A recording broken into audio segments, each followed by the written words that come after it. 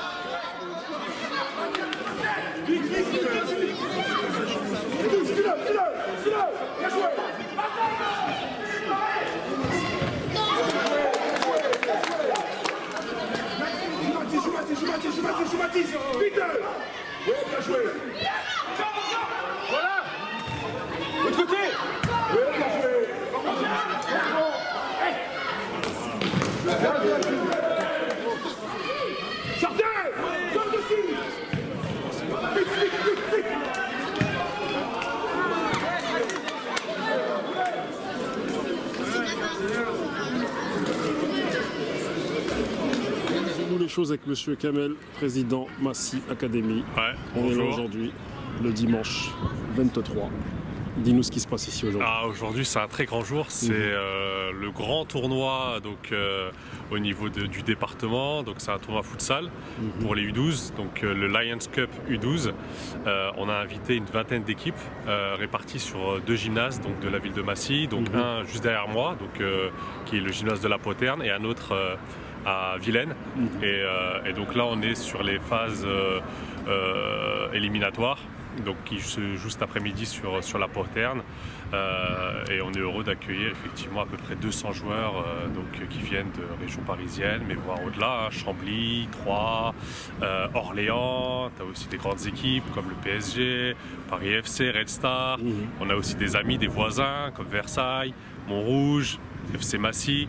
Donc voilà, c'est vraiment un grand tournoi avec beaucoup d'organisation et beaucoup de travail.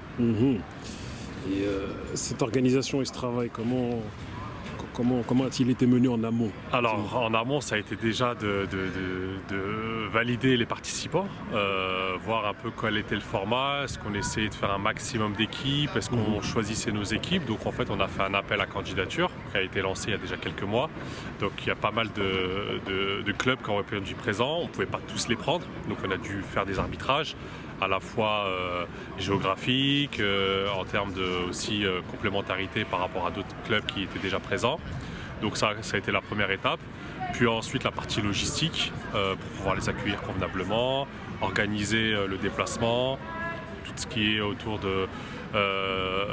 des gymnases, les réservations, les créneaux, les banderoles, les tentes, puisqu'on a fait un village. Alors un mini-village côté Vilaine, donc pareil, l'organisation, etc. Et puis après, c'est la partie humaine qui sera là. On a mis en place des hôtes, donc c'est-à-dire que chaque équipe est attachée à une personne du club qui la suit, qui va leur dire voilà, c'est à vous de jouer, ou là vous avez l'événement e-sport, parce que lors de cet événement on a aussi décidé de lier virtuel foot, virtuel et futsal.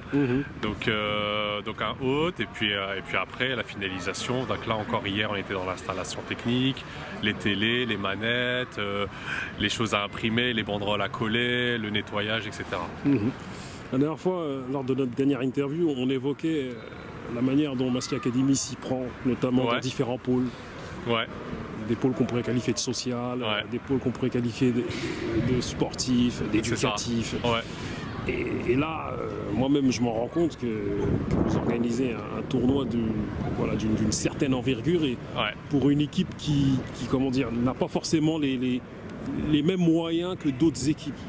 Comment t'expliques tout ça, le fait que Massy Academy, pour une équipe qui n'a pas forcément les mêmes moyens qu'une très grosse équipe, arrive à mettre en place des projets et des événements comme cela d'une telle envergure?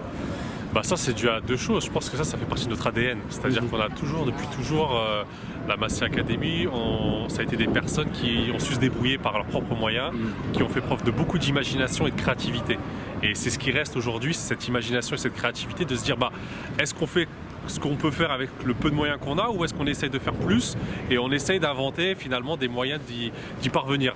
Donc on fait appel à des amis, on fait appel à beaucoup de bénévoles, on connaît beaucoup de monde qui nous donne un coup de main et ça nous permet effectivement de faire des choses que d'autres qui ont plus de moyens ne feront pas, c'est-à-dire d'imaginer de faire en même temps un tournoi e-sport qui est déjà normalement à lui tout seul un tournoi qui va être organisé, qui doit être suivi, etc. Et en parallèle en plus un tournoi futsal avec des grandes équipes, c'est déjà un vrai challenge. On a réussi à le faire parce qu'on a mis les moyens, parce qu'on s'est donné aussi la volonté et l'envie de le faire. Donc finalement de cultiver ces deux sports virtuels et on va dire traditionnels. Et puis après par rapport à ta question, c'est le côté, les différentes dimensions. Donc il y a 4 dimensions dans ce que nous on fait. Tu as la dimension sportive qu'on voit aujourd'hui, tu as la dimension culturelle. Alors la dimension culturelle, elle s'exprime à travers les visites qu'on fait notamment de musées, théâtres et autres, mais aussi à travers justement le fait de pouvoir faire découvrir des jeux, le côté virtuel à travers le e-sport. C'est des enfants qui ont quand même grandi avec les deux sports. C'est la tranche d'âge là qui joue, c'est des personnes qui ont entre 11 et 12 ans. C'est des personnes qui ont grandi avec la manette limite aux mains. Ils n'ont pas forcément grandi avec le ballon. Il y en a même certains qui ont grandi d'abord avec la manette avant de jouer au ballon. Exactement. Donc là, effectivement, c'est donc même pour nous quelque chose d'assez nouveau, mais qui est dans l'air du temps. Qui est dans l'air du temps. On le voit aujourd'hui au niveau des fédérations, au niveau des grands clubs. Il y a une division e-sport, il y a la division sportive classique. Et donc nous, aujourd'hui, à la Massy Academy, c'est quelque chose qu'on développe. Tu as la dimension scolaire qui est aussi un point important. Donc pareil, un des ateliers, c'était le programme éducatif fédéral donc le programme éducatif fédéral, donc ça découle donc de la fédération et décliné ensuite par district. C'est un point aussi important et tout le monde a participé, l'ensemble des clubs. C'était vraiment sous forme de questionnaire où tu poses un certain nombre de questions et les équipes dans un temps limité doivent y répondre. On check et celui qui a le plus de points gagne la compétition sur cet aspect-là. Et tout ça cumulé, finalement, tu te rends compte qu'un tournoi de foot traditionnel classique, tu peux justement lui apporter d'autres dimensions. Ce côté e-sport, ce côté éducation par le programme fédéral, et puis après le fait de pouvoir aussi découvrir des nouvelles équipes, des gens qui viennent de différents endroits, qui viennent de centres de formation ou pas, etc. Donc c'est tout ça qu'on veut mettre en place, de ne pas juste faire un tournoi pour un tournoi, mais un tournoi avec d'autres dimensions. Et après tu as l'aspect santé dans notre club qui ressort aussi aujourd'hui, c'est à travers justement rappeler un certain nombre de règles, le sommeil, la nutrition, l'importance de se nourrir correctement, etc. Et ça, c'est toujours des messages qu'on veut faire porter. Après, les moyens qu'on a, on fait avec ce qu'on a. Et si on avait plus, on ferait plus. Mais c'est une belle démonstration quand même qu'on fait aujourd'hui à Massy. Parce que faire ça sur 2 sites simultanément, avec un enjeu aussi important en accueillant des grands clubs qui viennent d'un peu partout, c'est quand même aussi une vitrine pour la ville de Massy. Donc pour nous, c'est très important, c'est même hyper important parce que on représente la ville finalement par rapport à notre action. 2, ça montre aussi qu'on sait accueillir les clubs, qu'on sait les mettre en avant, qu'on sait développer aussi d'autres activités que du futsal, même si c'est pour ça qu'ils viennent et c'est pour s'amuser, mais qu'on sait aussi faire découvrir d'autres choses. Et puis je discutais avec certains coachs, certains dirigeants qui sont agréablement surpris. Ils sont agréablement surpris. Voilà, le fait de faire sur 2 sites, bon, des fois ça peut être compliqué, là ça se passe plutôt bien.